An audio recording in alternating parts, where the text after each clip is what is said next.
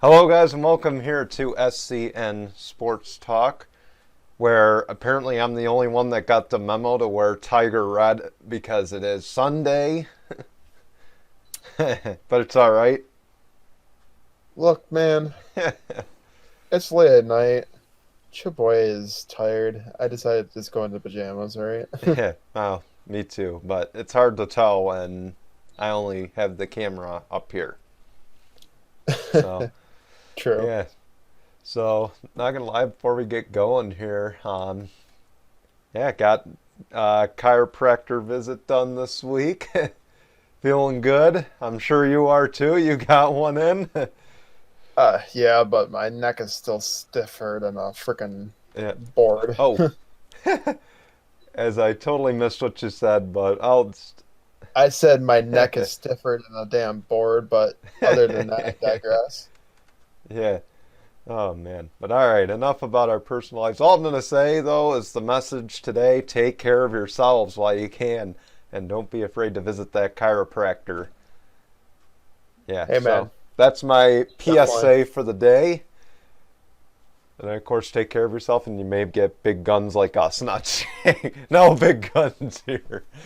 But all right. On that note, there is one guy that is flexing, and it's J.J. Watt. He's got a 2-year, $31 million deal with Arizona Cardinals. Yeah, I was Oh in shock. boy. I was quite shocked about that. I really was. The only other thing I can think of is that was the team that was rumored that called him and said, "We're gonna give you like 15 to 16 million a year," Hmm. because that was the talk. That was like, oh well, he's on the phone right now with a team that's gonna offer him 15 million a year. I'm like, who? And then it comes out, oh, JJ Watt signs with the Arizona Cardinals. I'm like, it had to be I'm them. It shocked. had to be. Honestly, I'm And you want to know shocked. who I think it was on that phone? It Yeah. had to be DeAndre Hopkins. Yes, Like, I bro, agree.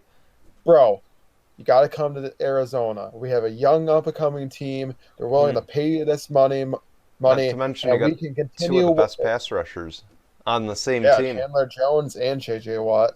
This is going to be scary. Let's put it that way. It's going to be nothing short of scary. And if you're Russell Wilson, you hate seeing this right now because you I mean, know you're headed for death row.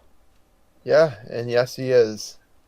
You Sorry, add guys, Patrick adjusting the Peterson, camera. JJ Watt, and Chandler Jones to that defense. Yeah, I'm pretty sure we got what? Matthew Stafford, Russell Wilson, and Jimmy Garoppolo all have to watch out Yeah, for those tandem exactly. three. But they also have pass rushers. Now the thing is, now Seattle's going to have trouble bringing in offensive line because who's going to want to block Chandler Jones, J.J. Watt, Sam Darnold, Nick Bosa for 12 games a year or 6 games a year? I mean, who's going to want to do that? I certainly wouldn't. Did you just say Sam Darnold? You mean Aaron Donald? Aaron Donald. Listen, I was it's about late. to It's say. late, guys. I know I said take care of yourselves. Apparently, I forgot to mention this too. That's all That's all right. right, guys. He got Anchor confused with Yeah, Amazon I'm on last strike episode. two. Strike three is we're just out of the ballpark here. Yeah, I guess so. Zach Carmean's going to be the new host next week. You just wait. Um, No, sorry, Zach. You're going to have to wait a little while. It's still my turn. no, I was also All gonna right. say it was very intriguing to see him post a picture of him already working out in the Arizona Cardinals facility. When Yeah. you were saying flexing, I'm like, yeah, he was definitely showing a picture of himself flexing, and then he says, "Source, me." I love that. I actually retweeted it on the SCN page as well. But yeah, that was just nothing short of amazing how he announced it. So Hey, he was ready to go from basically day one. And that shows commitment. exactly, and he's gonna be working with Pat Tillman on a project soon. He's already getting his feet wet in Arizona with the charitable work that he does. So that's going to be really interesting to see what he's doing with the Pat Tillman Foundation. I know, and that's And, huge.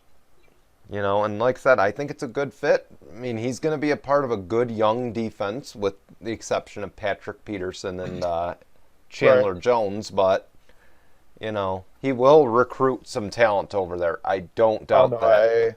I agree. And the cool thing is that he got permission to wear 99, so he doesn't have to change his number. Exactly. That'll be great to see as well.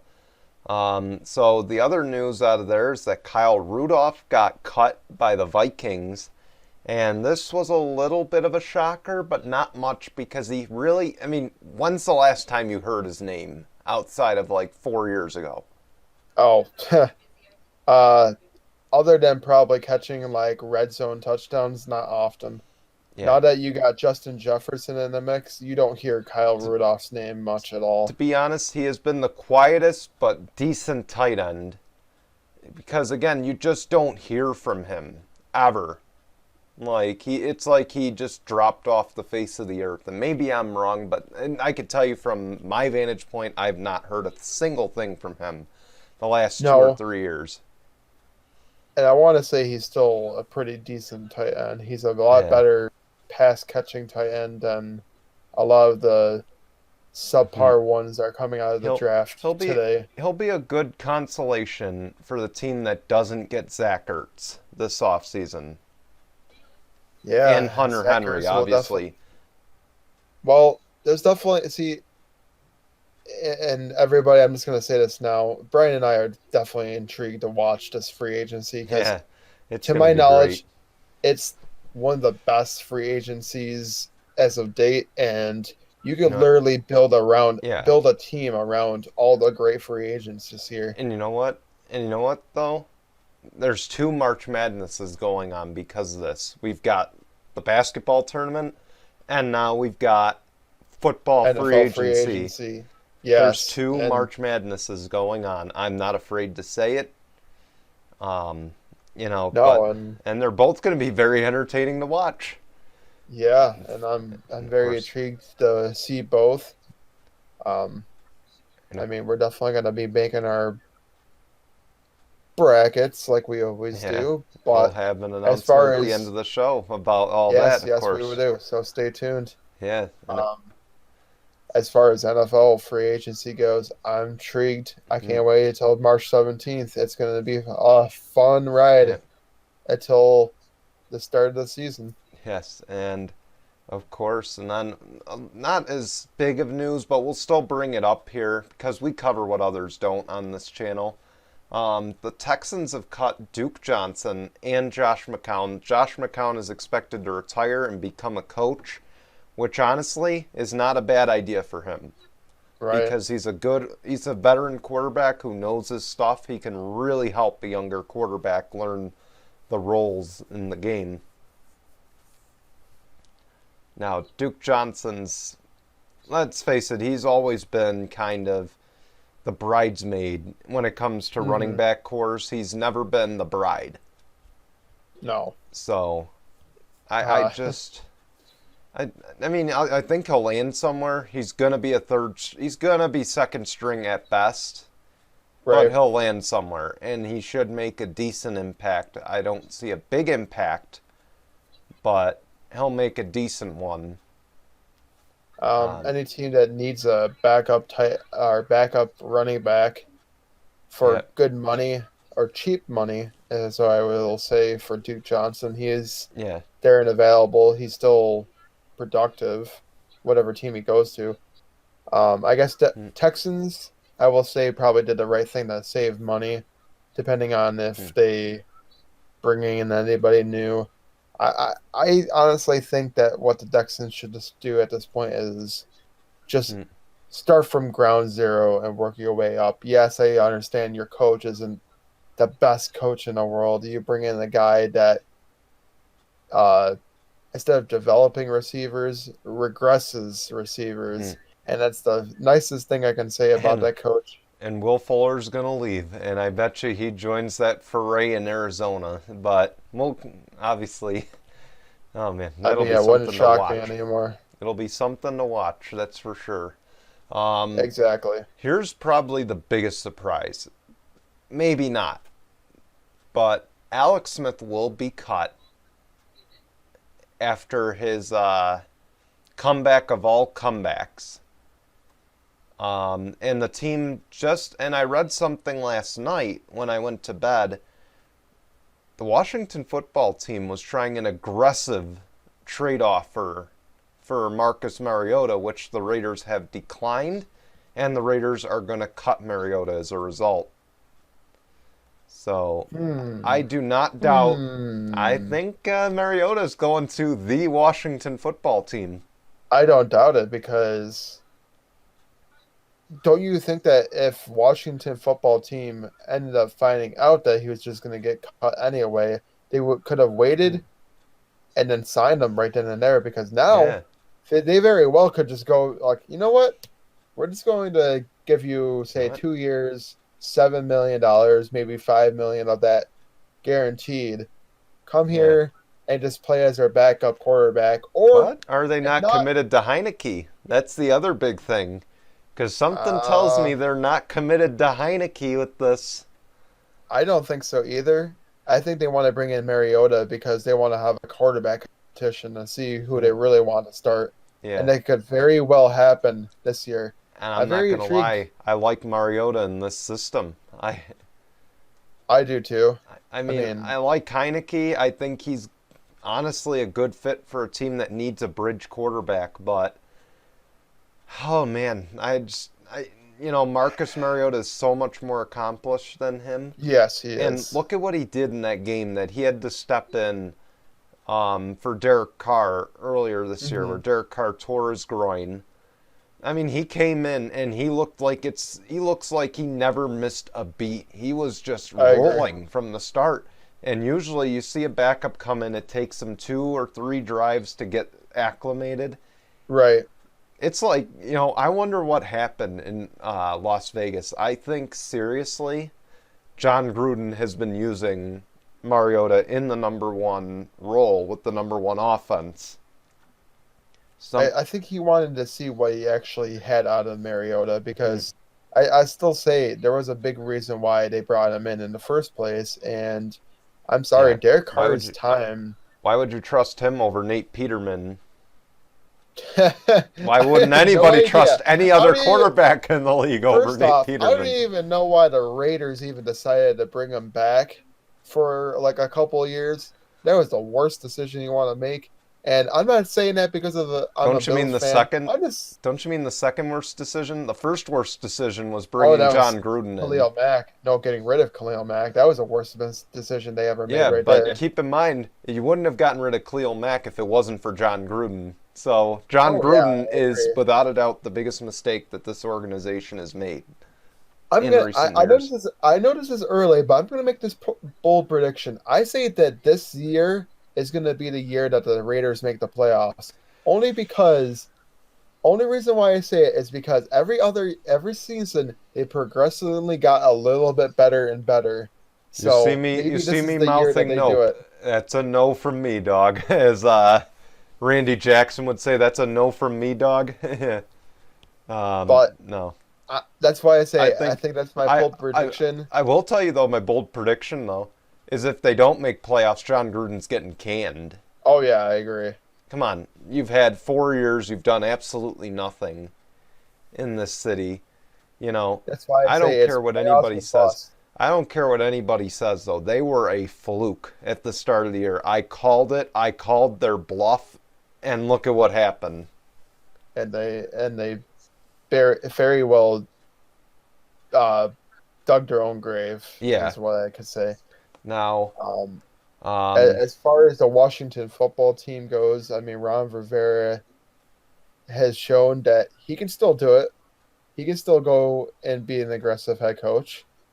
I was going to also say you cannot judge Taylor Heineke just solely on one game. Well, and it's you're going to get the starting gig because of it. I think you can't judge him on one game, but the fact that it was a playoff game against Tom Brady and the loaded Champa Bay Champineers, as Zach likes to call them. I think you've earned a right to come back and try to show the team what you're made of, because you almost beat Tom Brady. Mm-hmm. So I agree with that. And they would be talking even more. See, I say it this way: what if he actually won that game over Tom Brady? Then you're saying like, okay, you go on to the next round, you beat Tom Brady, you beat the GOAT of NFL. So now what? I'm sorry, if you win that game against Tom Brady and you lose the other way around, like you still get some credit as being the guy to beat Tom Brady in the playoffs. I mean, that's never easy to do, especially against a guy that's been to the Super Bowl now, 9 times? 100%, yeah. Well, 10 times. Oh, that's right, 10 times. And never forget if it wasn't for Mannings and Foles. Yes. 10 Super Bowls. Yeah. And 10-0. he would literally have a ring for a finger on his hand if there was. Would he be that weird guy and go for rings on his toes, or is that just something Gronk would do? I think that would be something that Gronk would do because he's that kind of crazy man. Oh, man. But the other news out of the NFC least is one particular quarterback thinks that he's about worth Mahomes' money. I want to add to this we were saying Jerry saga. Yeah. But we were saying something about this last week. I was saying something about all I'm going to do is this.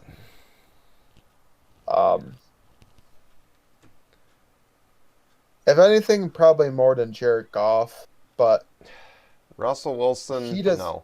He definitely, okay, I will say this now. You talk about 3 quarterbacks that have actually made a Super Bowl. Yeah. Some of them multiple times. 2 of them, yeah, I know. That's true. Mahomes has been there multiple times. Russell Wilson's been there multiple times. Jared Goff's only been there once. Of all the guys that we're talking about in the list, only 2 of them have actually won a Super Bowl. That's Russell Wilson and Patrick Mahomes. Jared Goff, he lost. He lost to Tom Brady in the Super Bowl. So, and he hasn't been hasn't been the same ever since. Hence why he got traded. Dak. But he's still playing at a high level, despite not being as good as he was that Super Bowl year. Yeah, I will say. And I think Detroit's got a really good, strong quarterback under them. They just need to give him a lot of weapons and help. As far as Dak Prescott goes, yes, he was tearing up the league before he got hurt, basically averaging over 300 yards per game. And even after he got hurt, was still leading the league in passing before he got passed. But I think he deserves money. I just don't think he deserves the money he's looking for. I think he deserves Rodgers' money, if anything. Yeah, I would definitely agree with that. All I got to say is, not only has Dak not made a Super Bowl, he hasn't even made an NFC championship. No. What makes you think you're worth that if you can't even make it past the second round of the playoffs? I don't care what your stats are at that point. And granted, he has really good stats to back the fact that he deserves to get paid. But wake the hell up. You don't deserve this kind of money. I don't care what anybody says about you. And Cowboys fans have to be the most delusional fan base if you think he deserves Patrick Mahomes' money. Okay? And you want to know what? If I'm Jerry Jones, I'm rolling out of my chair laughing my ass off if he came in the office and told me I deserve almost $500 million to stay with the team. I'd be rolling off the chair laughing my ass off. It would have been like, not for nothing, you got injured last year. Not your fault, but it happened. You got hurt last year. You haven't made it past the second round of the playoffs. What exactly have you done to prove you deserve that money? See, I was gonna say something about Jerry Jones being cheap, but we've seen him open up his wallet to Amari Cooper and Ezekiel Yeah. Elliott, so it would not be out of the ordinary if he somehow Jerry would opens not up his shock me. wallet. It's something with those Dallas owners, man. See, so it would not shock me if he ends up opening his wallet and he's like, Dak, you want the money? Here's the money. Shut your ass up. Play the Yeah. freaking game. No. And this time, please actually last longer than a few games. And you want to know another thing? Is if they had made the playoffs without Dak Prescott, it would have shown just how much they don't need him over there to win. And And they I were think this close. and I think they showed that last year, if I'm not mistaken. I think they showed they can play without Dak Prescott. Yeah, and they can. And you know I what? mean, And if I'm Jerry, I'm also sitting there saying, we almost went to the playoffs without you. We don't need you here. We can find another young quarterback that can do the same thing you can do.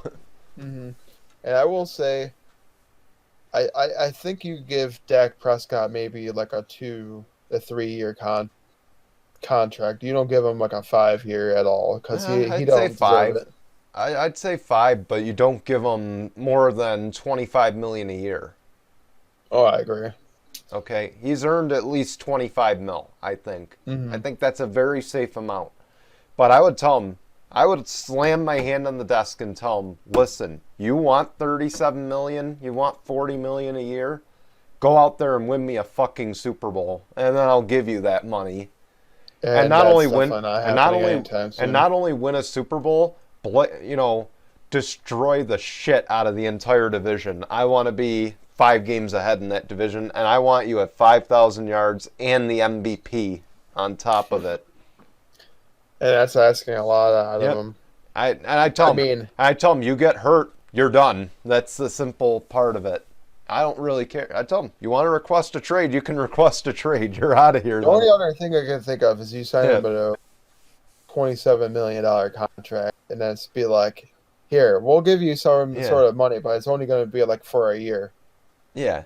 And then if you play lights out and can stay healthy, then we can talk about a contract extension. Yeah. Like a massive contract extension afterwards. And I'm telling you, again, your leg injury debunked it. It debunked any argument that you deserve 37 mil because they won without him, and they can continue winning without him. They can continue winning with Andy Dalton under center. All I gotta say is it's going to be very intriguing if they keep both quarterbacks under center into this season, because Andy Dalton has showed that he can, with the right talent, that he can still play. And you know what? Even still, I don't see him going far, even with Dak Prescott, because of the fact that they got Mike McCarthy as their coach. He's not a good coach. He's easily 31st in the league to John Gruden right now. Yeah, I would definitely say so. But anyway, so now on to the latest with Tiger Woods, now that this has kind of turned into a rant of why Dak doesn't deserve money. So the LA Sheriff's Office, this was announced today, they have issued a warrant for the vehicle black box. Chances are, I'm shocked they didn't ask for a drug test. Not that I think he was intoxicated, but we know his history with painkillers. So I'm shocked this was not part of the investigation. Maybe it's going to be in the coming days. Keep in mind, it's whatever it is, it's probably going to take 30 days in the system. And obviously now you can't drug test him because he's probably on morphine and all that good hospital painkillers. Probably not the best idea, because he would definitely be, guilty of some kind of drug. I just want to be clear that I wasn't saying it on the fact of, any stereotypes. I'm just stating it on the fact that he just had major leg reconstructive surgery. So, just for those who are, out there that might be saying something doesn't sound right here, that's why I had to throw it out. But on a good note, though, the LPGA, the PGA. The Stars wore tiger red on Sunday. So that was great to see. Yeah, it was. Nothing like a good tribute to a great golfer. And, again, I don't watch the PGA, but when I saw the story, I'm like, this is just great. And Tiger even responded and said he was just overcome with emotion watching his fellow PGA stars wearing his tiger red. And actually, that's why I'm wearing it a week later. Should have wore it last show, but, Yeah, it's all right. At least you're wearing it now. That matters. See, I do like Tiger, though. He sure loves to party, it looks like. I mean, hey, he played golf with Peyton Manning and Tom Brady, and he did pretty damn well. So, But yeah, definitely. Hey, man, they did the right thing and did a great tribute for him, and I hope it you know, continues until he's back to full strength here. oh, I'm sure. I'm sure it really will. Yeah, and now on to the NBA.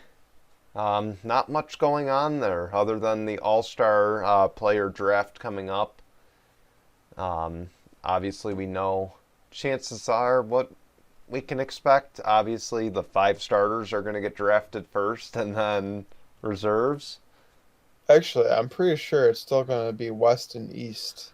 Yeah, but LeBron and Durant are the team captains. That's the other. Actually, Durant is hurt, so technically, there is no other team captain. So Hmm, Jason Tatum is actually going to be replacing him hmm. because of his injury. Okay, shows how much I watch. No, it's all right. But but there was a good thing. Harden returned to Houston earlier this week and got a nice tribute from the Houston Rockets. And he actually took a moment after the game to thank the fans for all those years. I guess you deserve to give them something after the fact that you whined and bitched your way out of there into the team that you wanted to play for. I know, but you know what? To all the crap that he gave the Houston Rockets, I don't think the Houston Rockets should have done anything. Uh, They should have all just given him one of these. I agree. And But apparently, they loved James Harden so much that they're going to retire number 13 for the Houston Rockets. I saw that. I'm like, why the hell would you even consider that? the only Like, one who deserves his number retired over there is Yao Ming. That's it. Obviously, the old stars like Hakeem Hakeem Olajuwon. Olajuwon.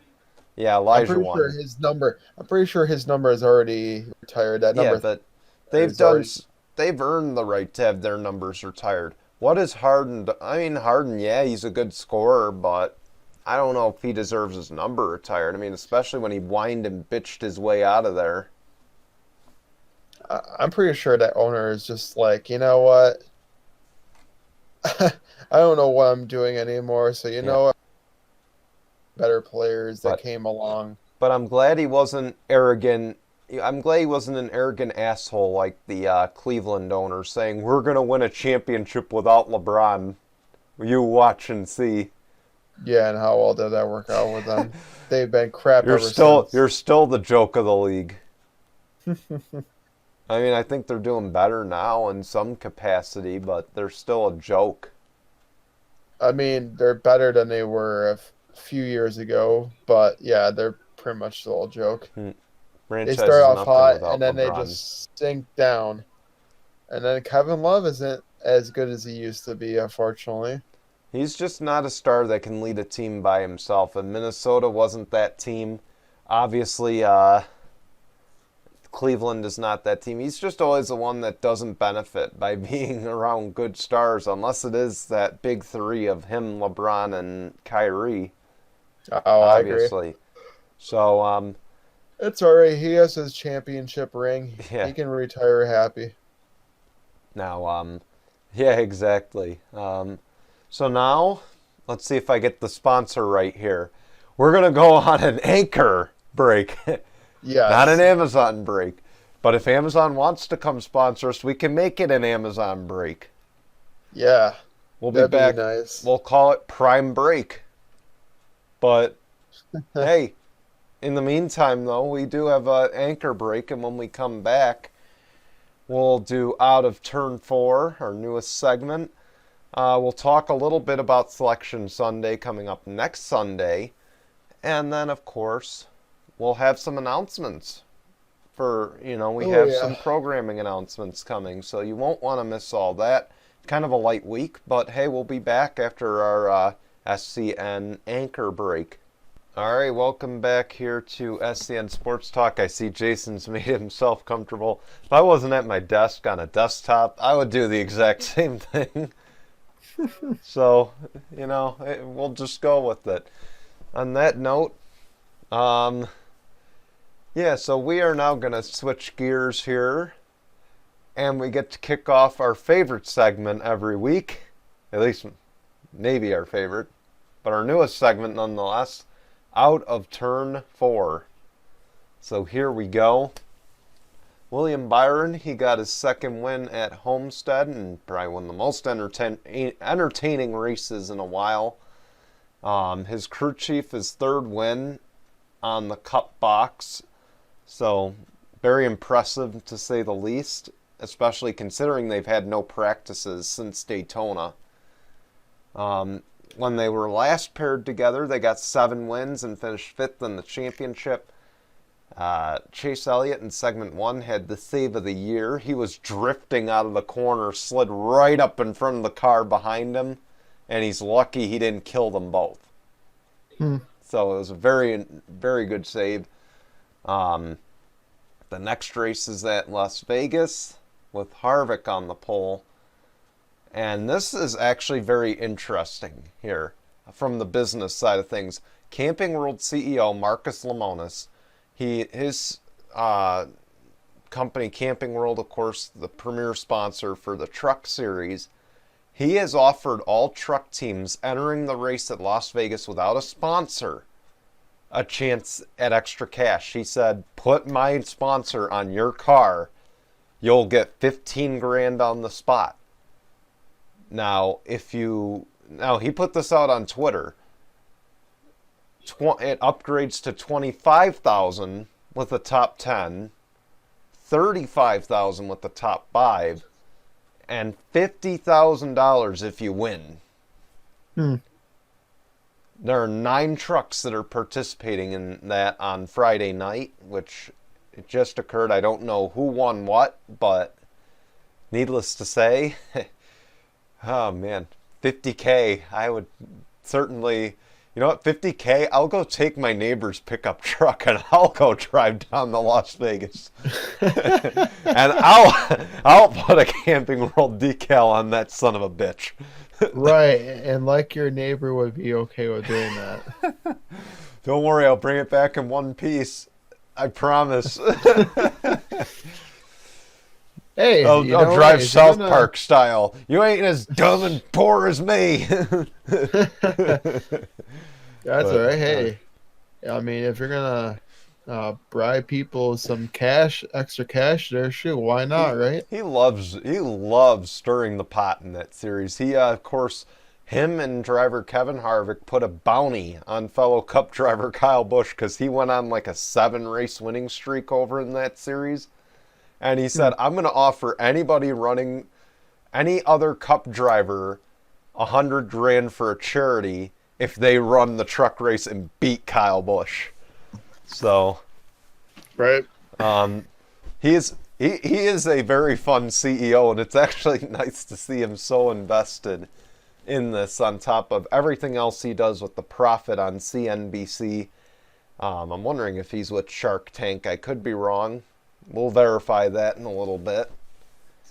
But I love Marcus Lemonis. He's so dedicated to sports and to helping out the little guy, which is even better. Then we'll wrap this up here with Pietro Fittipaldi. Very fine Italian name there. He's coming back to IndyCar. May have to cut that part out. But anyway, he returns to IndyCar. After an F1 stint, he'll drive the ovals for Dale Coyne and Rick Ware Racing. That is out of turn 4. And now, Selection Sunday. 1 week away here. So... No, actually, Marcus Lemonis is not part of...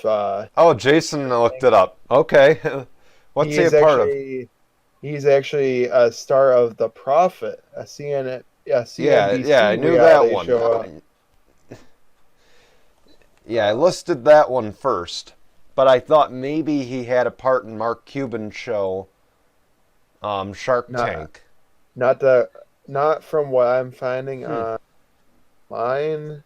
Of course, that's just Wikipedia, so But of course, that's not very exactly accurate. No, but it's all right. He is a part of... So he owns Camping World, the RV company. He owns Gander Outdoors, which, of course, if you remember Gander Mountain, that's basically what it is. And then he owns Overton's, which is in charge of boating, I believe, if I'm not mistaken. I've never seen an Overton's out here, so you can't judge us for not knowing what that is. Probably more of a New England thing. Just my guess. But now on to bracketology. I did read something that some teams are going to give some conferences are going to give automatic bids to their conference regular season winners, not the tournament winners. So we obviously know that Ivy League is going to do that. That I can, if the Ivy League even played, I don't know. I didn't pay much attention to that. So, as of right now, this is Joe Lunardi's bracket. Joe Lunardi is the ESPN bracketologist. He's got Louisville, Rutgers, Georgia Tech, and VCU as one of the last 4 in. The exact last 4 in are Drake, Michigan State, Xavier, Boise State. First 4 out, Seton Hall of the Big East, St. Louis, Utah State, and a surpriser, Duke University is one of the first 4 out as of right now. Next 4 out. It's hard to believe. Oh, yeah. This is going to be an interesting tournament, to say the least. So then, of course, finally, then the next 4 out are Syracuse, SMU, Memphis, and Ole Miss. I'm not shocked because every time Syracuse makes a run, they find some way to fuck it up for themselves. They can beat good teams, but then they get beat down by teams that aren't that good. So they got to win the ACC tournament to get in. I don't foresee any Selection Sunday miracle that gets them in. Like a few years ago. I can't see him. I can't see Syracuse getting in this year. They're just not depressing. as good. It's depressing, but it's going to be depressing. Don't deserve to be there. That'll probably be one of the first years in a long time for Syracuse not getting there. Not really. They had a few years ago. They went to the NIT instead of March Madness. So, I'm not shocked. Now, if we're going to go on the regular season standings, so I'm looking at conference records. Of course, that determines the conference winners. So, as of right now, I think you can automatically assert. So, I'm looking at the ASUN Conference. Liberty University would be in. They'd be the automatic bid for their conference at 11-2 in conference play.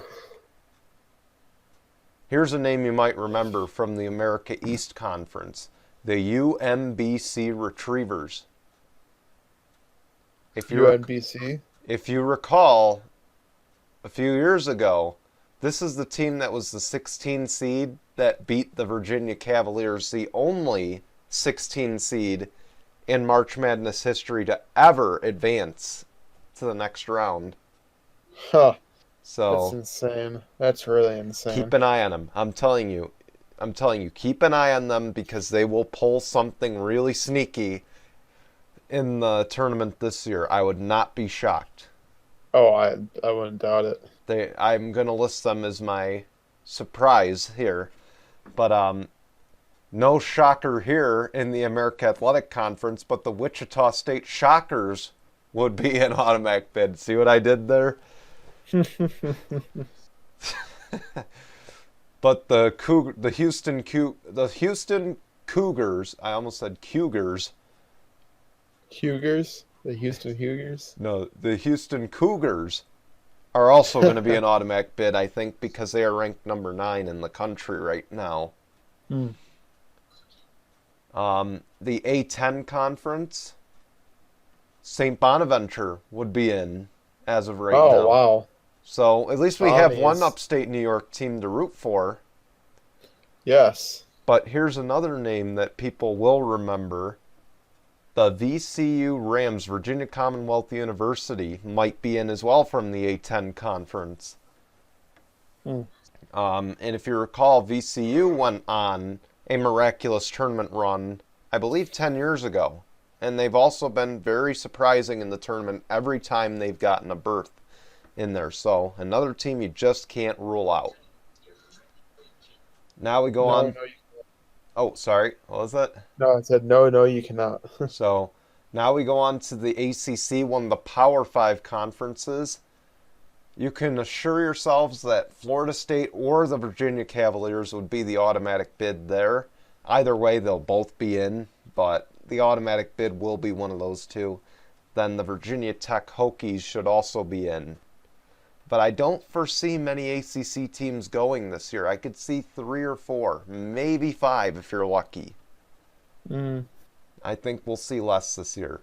The Big 12, this is the conference. Now, the Big 12, I'm going to count it off. 1, 2, 3, 4, 5, 6, 7 out of the 10 teams in the Big 12 conference are ranked right now in the AP Top 25. So I am going to make a bold prediction, and I'm going to say the Big 12 Conference, the second powerhouse conference of the Power 5, they will have the most berths of any team in March Madness, or any conference in March Madness. I have no doubt in my mind, and if I'm wrong, you will hear it. But the Baylor Bears are ranked 3rd. They've won the conference. They're the automatic bid. They will probably be a number 1 seed. So then you got Kansas, a usual suspect in the tournament. Mm-hmm. You're usually always in. Yeah. Number 6, West Virginia Mountaineers. They should be in. But, of course, Baylor would have the automatic bid. Then, of course, Texas Longhorns should be in. Oklahoma State should be in. Oklahoma Sooners should be in. And Bobby Knight's old team, the Texas Tech Red Raiders, should be in as well. That's a lot of teams. Now, the automatic bid from the Big East is the Villanova Wildcats, one of the more recent champions. Which doesn't shock me at all. No shocker there. Creighton might be in. That one's a little bit surprising, but they are ranked. And here's another team that I think will sneak their way in on Selection Sunday. The University of Connecticut Huskies there. UConn. Apparently, Sec is in the waiting room. You want to text him? Oh, and he said, if you want to drag me in. Drag him in. Hey, we'll talk some college. Tell him we're talking college basketball. Drag him in here. We got a surprise guest, guys. How do you drag him in? Just click and hold and drag down into the channel. Here he is, guys. What's up, Zach? All right, we're recording. So, all right. Yeah, so welcome to Zach here. We're actually in the middle of talking about college basketball right now here on the show. So I'm actually rattling off. You see, he's ready for Indiana to maybe make a berth. Maybe. So, no, I got my school on. Okay. But yeah, I don't have any faith in IU.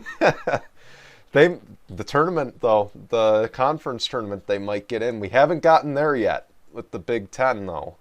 Yeah. I was saying though, I got a bold prediction here. The Big 12 is going to have the most berths of any conference in the tournament. I can definitely see that. Because we rattled them off. 7 out of the 10 teams are ranked right now. So there's no doubt that those 7 teams will be in. And then Baylor's obviously going to be a number 1 seed. Yeah. So see, now when you hear that Baylor being a number 1 seed does not scream anything close to being basketball related. But this college season has been so wild. It's been nothing short of wild. See, I mean, Duke's going to miss it.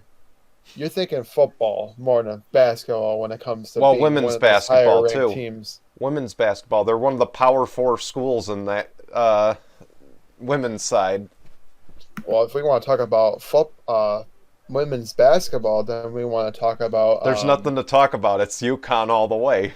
Yeah, usually UConn and... it's like one other school, Tennessee, but usually UConn Pat is usually Summitt's old school.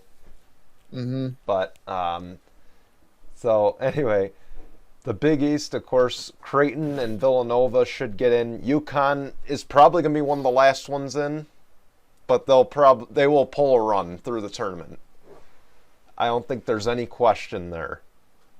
Yeah, they always find a way. Yeah. Big Sky, Southern Utah, they'll probably be a one and done. But there's teams out of nowhere that just pull big runs. Utah State, is Utah State one of those schools? I believe Utah State is currently their conference leader, if I'm not mistaken. In the Mountain West Conference. Oh, we haven't gotten that far yet. I'm just going down the list here. But, all right, so the Big South, the Winthrop Eagles. I've never heard of them, but they were ranked a few years ago. Yeah, they should get through the first round. I don't think I can question them getting through the first round, but it all depends on who they play. I was telling Jason, though, the big team I got my eyes on, UMBC, is going to be in the tournament again. But they don't have didn't their coach leave to go somewhere else? He might have, but they're still going to be... They're still going to be a threat. There's no doubt there. Big Ten, Michigan, Illinois, Iowa, Purdue, Ohio State, Wisconsin. Big Ten's going to give Big 12 a run for their money with conference berths. So, and then you said you think that a Big Ten team's going to win it, right? I don't think so. Well, I mean, do you think Michigan's a bluff? That's the big question. I'm picking no. I completely forgot for some reason. I don't know why I forgot. I'm picking Michigan. I picked Michigan the last 4 years, and they've let me down every year. So I'm going to pick them again. I don't know. Do you think Michigan's a bluff, though? I mean, I don't really think they are. I watched the IU game. I thought they were playing really well in that game. I think they did, and you know what? Juwan Howard's a better coach than people give him credit for. Yeah.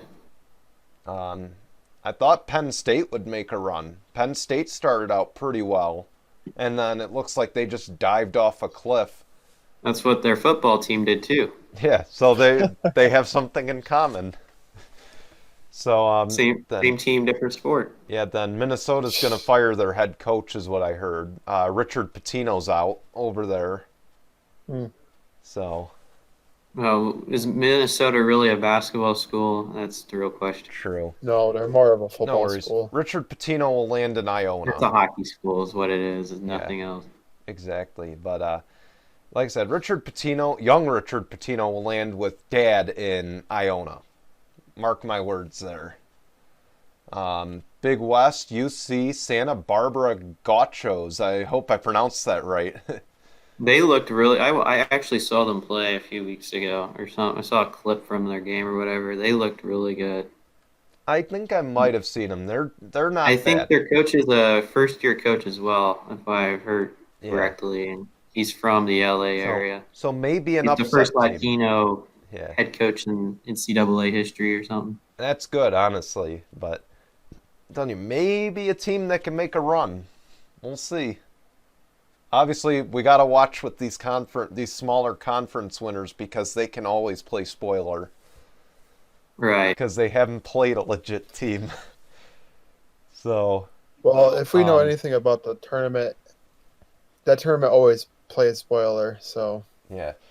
Here's going to be a toss. If you got an ASUN team in the tournament, you got to pick the ASUN team because they seem to always come out with a upset every year. So. Let's see, ASUN, who did they have? Oh, Liberty's out in front right now. William Byron School. Speaking of that from turn 4 earlier.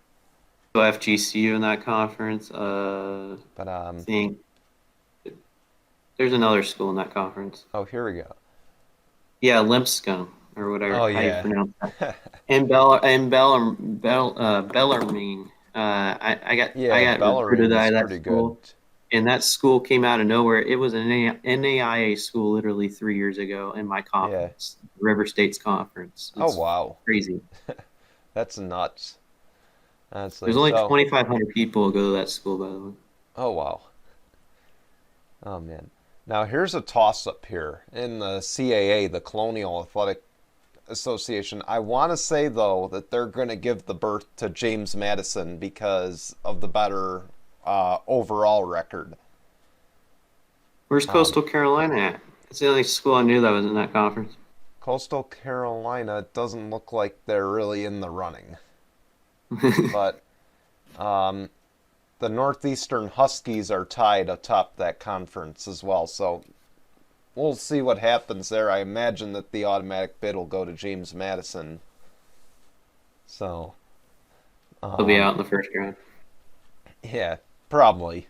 But Conference USA, I believe this one's divided into East and West. So this one may come down to the conference tournament to determine who gets in. But right now, I think it's Western Kentucky at this point that's up front at 10-2. Yeah, I don't know about either of those teams making a run, Western Kentucky or Louisiana Tech. Bowling Green in that conference?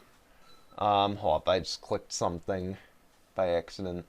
A lot of Kentucky schools in that conference. I wouldn't be shocked, honestly. I accidentally clicked on Louisiana Tech, and now it's showing me their team. Like, good to know. I mean, don't get me wrong, it's really good to know. Very useful information, but... Very useful. You're definitely going to see them in the G League. Conference USA, let's see. Yeah, Middle Tennessee is usually the team that comes out of that conference. Florida Atlantic's in there. Marshall. Yeah, a bunch of Texas ones on the west side of the conference, and Mississippi teams, obviously. The Horizon League, Wright State, and Cleveland. That conference is a laughing stock. Yeah, they'll be the one and done conference then. Yeah, it's not a very good conference. Ooh. Yeah. It's really sad when IUPUI is in the conference. Rick Pitino's not going anywhere, guys. He is second in that conference in the Metro Atlantic Athletic Conference to Siena. So Siena will get the berth. If, of course, it goes on regular season. Mid-American Conference, this one hosts UB, which Jason's a little familiar with. A little bit. Toledo is out in front in that one, with Kent State currently in second. A MAC conference. Yeah. So then All State. Mid-Eastern Athletic Conference is divided again. There's a few North Carolina teams in here. Norfolk State, North Carolina A&T. The only reason why I know that school exists is because the ACC has their tournament at their arena. So. Oh, wow. Or they used to, at least. Yeah, so. I think now it's in Greensboro. So that would be UNC Greensboro's campus. Oh, never mind. I get them mixed up. Whatever. It was before at the home of the Brooklyn Nets there. I'm surprised they just don't do it at PNC Center in Raleigh where NC State plays. Maybe because they don't want that team to have home field advantage would be my guess. I don't know. It's all the schools are right there. Like Raleigh is like Wake Forest is on the east side. North side is North Carolina, and sort of West Chapel's farther north, and then whatever. All the Okay. schools are within like 30 miles of one another. So Okay. Not bad. So then, let's see. Your picture's kind of frozen, by the way. it is. Yeah. Let's see. There we go. There You're we go. good That's a now. lot I'm in the better. process of moving, so everything's kind Okay. of weird. Fair enough. But all right. So the Missouri Valley Conference, Sister Jean is dancing once again from a social distance because obviously we can't give her COVID. So No, not a good idea. there's no doubt Loyola's going to be in, and chances are they're going to make another deep run because I think they still got the same core guys. We'll see. I hope so. They're a team that's so hard to root against. For me it was hard that year that they went all the way to the Final Four to not root for them. Or they were just a team that was so easy to root for them. So then Mountain West, San Diego State looks like they're headed Leader dancing, conference. but it looks like though 4 teams might get in because Boise State was on one of the last 4 in. That's a terrible conference. Yeah, so this is going to be a deep conference regardless. They also have one of the worst logos for conferences. Isn't that the one that's like the weird 1990s style? Yeah, it's like a box and it's sideways and says NW on it. Oh my gosh. Yeah. No, thank you. And then Gonzaga comes out of that conference every year, and it's like, oh, they're a good team. Oh, they're going to win it all. And they go out in the first or second round every year. Oh, man. Yeah. So, oh, man. Northeast Conference here. Wagner looks like they're going to get the bid, but Bryant might get in too. Bryant's the team, by the way, that Syracuse should have lost to game 1 and somehow won the game. So, granted, I think if they beat Syracuse, they would be an automatic bid at this point in time. So, because of the prestige of the college, not because of strength. There. Here we go. Well, if you look at all the schools that are ranked with 9 losses, like or 8 to 9 losses, I think it's ridiculous that they're still even ranked. So. Yeah. Oh man. Yeah, so Ohio Valley Conference, so Belmont's going to get the bid, it looks like. Let's see. Jacksonville State's in this conference. Isn't that the school that Primetime coaches for? I think. I'm not 100% sure. I want to say it is. I think it's the school that Deion Sanders coaches. Now I get to do some searching. You're looking up. Yeah, I did the searching earlier. You could. Yeah, I made him do the searching about Marcus Lemonis when we were in out of turn 4. Yeah, he thought that he was on the Shark. No, it's Jackson State. Jackson State. No, my school's out. My school is definitely out. Well, my 2 schools are out, so I don't really care. But until I make the bracket, really, I haven't been watching much this year. Yeah, so FGCU is not good this year, and I think Georgetown just needs to fire Mr. Yeah, Patrick Ewing. Fraud, so. Oh man, here we go. Now we're into one of the other Power 5 conferences, that Pac-12 conference. USC's going to get in. UCLA's going to get in. Oregon's going to get in. Colorado might sneak in. Oregon will go out in the first round or second round. USC will probably go out first or second too. You got to keep in mind USC is coached by the former FGCU coach, so. That's true, and they did make a deep run there. Yeah. Arizona, iffy, but they probably won't get in. I don't know what's going on with Washington, but my guy Mike Hopkins there is going to have to get that program under control very soon. In Washington State. Yeah. Cal, I'm shocked Cal's not up there competing. Usually they have a good program. But let's see. Patriot League, the toothpaste school might get in through the Patriot League. Either the toothpaste school or the Navy shipmen are getting in. The shipmen. Yeah. Midshipmen, sorry. Let's correct ourselves there, but Colgate Raiders might get in too. Then we got, I think, the last one of our Power 5, SCC. And the football school is going to be one of the top seeds. Yep.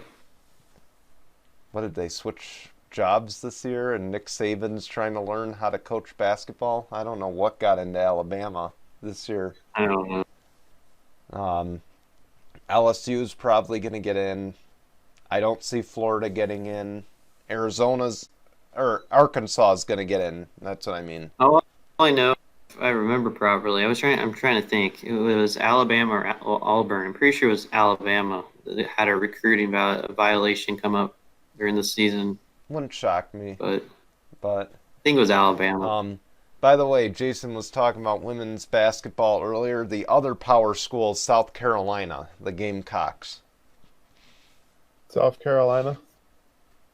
Yeah, it's always either South Carolina, UConn, Baylor, or Tennessee. Am I not wrong here?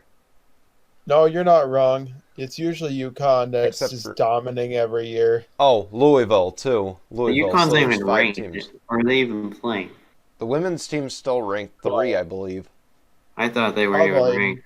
Probably nowadays they're definitely not like the top team in women's NCAA, but hey, they had their dominancy back in the day when I was really watching ESPN. I'm telling you, the women's bracket is so easy. It's always one of 5 teams that you can expect in the national championship.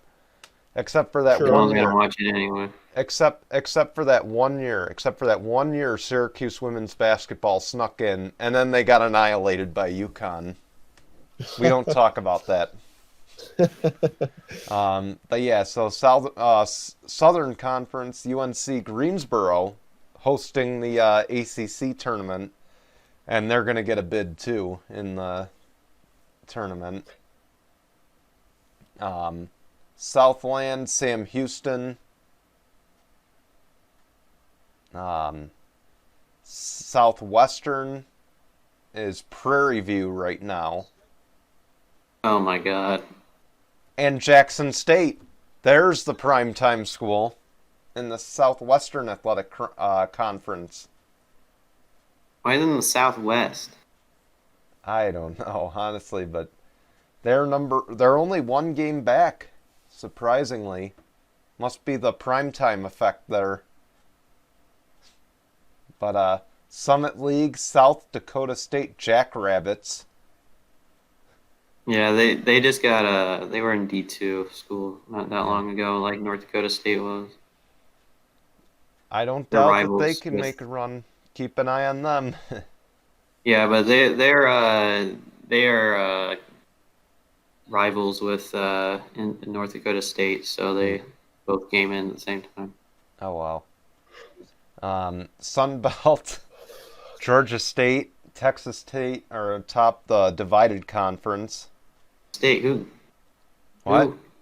Texas State who? Texas State Bobcats. Don't get the joke. Oh boy. Texas State is so bad it's like forgotten when you think of Texas. True. So, like I have to be reminded that they exist. The only thing I think of is Texas, North Texas, because of their ridiculous mascot and Texas A&M. Oh man. And I'm going to tell you here, I'm reading this, and if there's one team I'm going to call a bluff on in the West Coast Conference, I think we know who we're talking about here. You don't have to look very far in the AP top 25 right now to know what school I think is pulling a Oh, you're big talking bluff. about Gonzaga. I thought they were in the Mountain West Conference. No. Forgot. Um, I want to see Gonzaga go to the Pac-12. I'm not Not going to gonna do lie, that. because I bet you they wouldn't finish better than second or third in that That's why they're not gonna conference. do that. Yeah, I want to see them play legit teams right now. And every time they do, they always get beat pretty bad. Sometimes they win, but most of the time they get beat down. So I want to see it. I want to see them play a legit team right now. BYU might sneak in. I mean, that conference BYU is usually okay. St. Mary's is having an off year, but usually they're up there too. But other than that, nobody. And then, of course, Grand Canyon Antelopes. Have you ever heard of that team? Yeah, I've heard of that. Uh, That's awful too. that's the WAC, the Western Athletic Conference. They might get an automatic bid as well. So, glad we took a Crazy. lot of time for that today. So, of course, now on to the announcements here. So, next week, we're going to try to do a Selection Sunday special here. I'll try to be live here on SCN at 6 p.m. Eastern. Zach, if you want to join, you're more than welcome to for that.